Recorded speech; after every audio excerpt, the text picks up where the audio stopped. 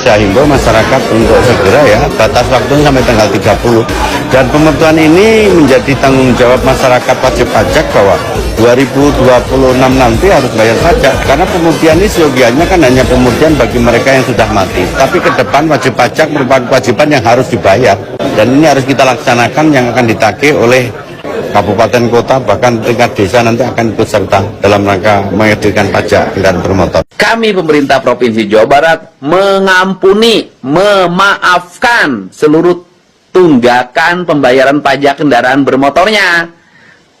Tetapi setelah Lebaran mohon diperpanjang. Jadi yang tunggakannya tahun 2024 ke belakang, berapa puluh tahun pun nunggak, tidak usah dibayar. Kami maafkan, dihapuskan. Nah, tetapi mulai tanggal 11 April 2025 sampai 6 Juni 2025 kami memberikan kesempatan untuk memperpanjang kembali dengan tarif pajak, hanya tarif pajak yang baru tahun 2025 tanpa bayar tunggakan. Yang akan berjuang untuk semua rakyat. Saya minta Dedi Mulyadi dan Dhani Wiranata agar segera dibantu, didukung supaya bisa membantu saya di pusat, bisa membantu saya di Jakarta untuk kita bela rakyat Indonesia. Terima kasih. Terima kasih Pak, salam buat Bapak. Saya tidak paham birokrasi, saya hanya seorang musisi. Ini pernyataan dari Bupati Pekalongan saat menjalani pemeriksaan dari penyidik KPK atas dugaan korupsi yang menjeratnya. FAR menerangkan bahwa dirinya berlatar belakang sebagai musisi, ya bukan seorang birokrat. Dagelan lucu ini bukan dari panggung komedi, tetapi dari panggung potret buram pemilihan pejabat-pejabat pemerintahan. Apa jadinya negara ini apabila pemilihan pejabat pemerintahan banyak yang hanya bermodalkan kepopuleran saja tanpa memiliki kompetensi, integritas, dan kapasitas? Dana hibah untuk ormas di Jateng menarik perhatian publik. Bagaimana tidak, Pemprov Jateng mengalokasikan anggaran dari APBD sebesar 125,2 miliar untuk ormas. Itu akan dibagi untuk 1.248 ormas. Tiap lembaga diperkirakan menerima dana 100 hingga 200 juta rupiah. Pemprov Jateng secara simbolis telah menyalurkan dana hibah tersebut pada 20 Mei 2025 kemarin. Adapun sejumlah nama ormas yang disebutkan menerima diantaranya PGSI Grobogan, Yayasan Islam Manbaul Ulum Pandan Harum, Forum Kerukunan Umat Beragama Provinsi Jawa Tengah, Muslimat NU Kudus, dan Yayasan Dharma Citra. Lalu, ribuan ormas lainnya itu ormas apa ya? Pemprov Jateng tidak merilis nama-nama ribuan ormas tersebut sehingga memancing kecurigaan netizen. Jangan-jangan banyak ormas abal-abal yang dibuat hanya untuk menerima dana hibah. Karena, seperti diketahui, ormas yang bisa mendapatkan anggaran ini kebanyakan punya kedekatan dengan para politisi di Jawa Tengah. Coba tulis di kolom komentar, apakah ormas kalian juga dapat? Bupati Pekalongan Fadia Arafik akhirnya pakai rompi oren, alias ditetapkan menjadi tersangka oleh KPK, dilakukan penahanan. Ternyata teman-teman, dia ini korupsinya betul-betul miris. Kenapa miris? Ternyata dia sebagai bupati mendirikan perusahaan jasa outsourcing. Nah, perusahaan ini bekerja sama dengan pemerintah daerah dengan menekan kepala-kepala dinas supaya menggunakan jasa outsourcing perusahaan keluarga dia. Komisarisnya suaminya sendiri yang merupakan anggota DPR RI. Direkturnya awalnya adalah anaknya sendiri yang merupakan anggota DPRD Kabupaten Pekalongan. Jadi kalau sudah seperti ini, yocik nemeni gitu loh. Mestinya kan kalau mau korupsi, kalau mau memenangkan lelang, tender, ya pakai perusahaan orang lain. Soal nanti ngasih fee kan nggak ketahuan. Nah kalau ini terlepas ada fee atau tidak, tentu ini ada konflik of interest, ada konflik kepentingan. Perusahaan keluarga memenangkan tender di wilayah Pemkab yang dimana dia sebagai bupati di situ.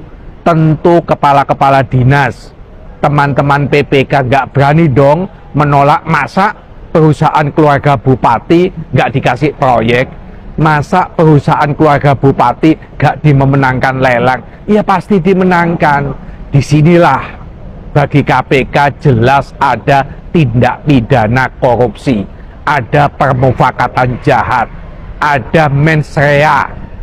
Maka wajar hari ini Bupati Pekalongan ditetapkan menjadi tersangka. Pelajarannya buat kalian-kalian, kepala-kepala daerah, gubernur, bupati, wali kota, jangan menggunakan perusahaan keluargamu untuk bermain proyek di lingkungan pemerintahmu. Kalau kamu lakukan, nasibmu nanti seperti Bupati Pekalongan, jadi tersangka korupsi. Ada yang lucu nih soal OTT KPK.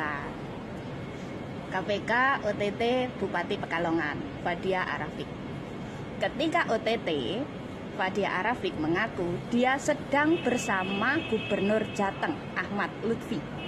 Tapi lucunya, Ahmad Lutfi, Gubernur Jateng itu sendiri malah membantah. Kira-kira siapa yang benar? Dan kira-kira kalian percaya siapa? Padahal keduanya adalah pasien tembok ratapan Solo. Keduanya adalah orang yang dipromosikan oleh siapa kemarin? Mulyono. Tapi sekarang ketika satunya mengaku, satunya membantah. Fadia Arafik berharap Gubernur Jateng bisa sedikit membantu, tapi Gubernur Jateng tidak mau membantu, dia membantah. Lo tahu kan Bupati Pekalongan yang kemarin ditangkap KPK bareng sama rombongannya. Nah, rombongannya ini kan isinya ajudan sama orang-orang kepercayaannya ya. Saking banyaknya itu dari Pekalongan ke kantor KPK itu mereka diangkut pakai bis loh. Padahal kalau gua perhatiin ajudan sama orang-orang kepercayaannya ini usianya masih muda-muda banget loh. Mungkin di bawah umur 30 tahunan lah. Seandainya mereka nggak apes, seandainya mereka nggak ketangkep KPK, kayaknya karirnya juga bakalan moncer juga loh. Karena kan mereka keluaran dari sekolahan kedinasan itu loh. Yang apes-apes tuh ya paling jadi lurah lah. Misalkan kalau misalkan sedikit beruntung bisa jadi kepala dinas. Bahkan kalau rajin itu bisa jadi bupati loh. Tapi pada akhirnya kan mereka korup juga. Akhirnya mereka terjerumus ke sistem yang korup gitu. Artinya mungkin ada pola, ada teknik, ada kultur, ada ruang lingkup korupsi yang benar-benar udah mendarah daging kayaknya di instansi pemerintah itu. Sampai anak-anak muda yang seharusnya punya idealisme itu akhirnya ya nggak bisa menghindar dari cara-cara korup gitu. Makanya nggak heran mungkin ya Indonesia udah 80 tahun lebih merdeka, tapi ya keadaannya belum sejahtera, masih ada rakyat yang miskinnya tuh miskin banget gitu. Bupati Pekalongan jadi tersangka korupsi beralasan tidak paham tata kelola Pemda karena background pedangdut. Emangnya tuh Bu Rike Diah Pitaloka tuh kalau kerjanya nggak bener, dia bisa gitu alasan kalau background dia sebelumnya pernah memerankan Oneng. Lagian bisa tuh dia aslinya sejago itu, ya. Kok tuh bupati, ngerti? Pertama, kalau kau tahu backgroundmu pedangdut, ya nggak paham tata kelola Pemda, ya kau cukup jadi biduan aja, nggak usah kau paksakan terjun ke dunia yang nggak kau kuasain. Karena Rasul sendiri pesan, ya ada di hadis riwayat Bukhari, jika urusan diserahkan bukan kepada ahlinya, maka tunggulah kehancurannya, ya. Makanya hancurlah kau ini. Emang kau yang minta nih berarti, ya. Udah tahu Rasul pesan, ya kayak gitu pesannya.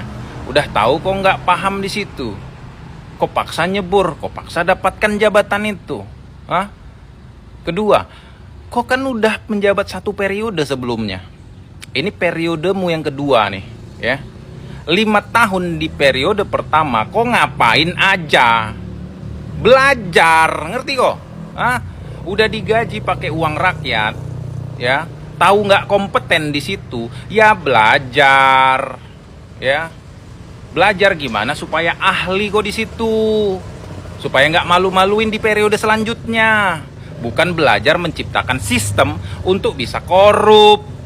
Siapa sih yang ngajarin kok kayak gitu, ha? Belajar di mana sih kok yang kayak gitu-gitu? Seperguruan kok sama si Dewo itu, bukan?